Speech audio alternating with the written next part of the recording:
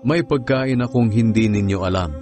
Kaya nagtanungan ang mga tagasunod niya, may nagdala kaya sa kanya ng pagkain? Sinabi ni Jesus sa kanila, ang pagkain ko ay ang pagsunod sa kalooban ng nagsugo sa akin at ang pagtupad sa kanyang ipinapagawa. Hindi ba sinasabi niyo na 4 na buwan pa bago ang anihan? Ngunit sinasabi ko sa inyo, anihan na. Tingnan niyo ang mga taong dumarating, para silang mga pananim sa bukid na hinog na at pwede nang anihin. Kayong mga tagapag-ani ay tatanggap ng gantimpala mula sa Diyos. At ang mga taong inaani ninyo ay bibigyan niya ng buhay na walang hanggan. Kaya magkasamang matutuwa ang nagtanim ng salita ng Diyos at ang nag-ani. Totoo ang kasabihang, iba ang nagtatanim at iba rin ang umaani. Sinugo ko kayo upang anihin ang hindi ninyo itinanim.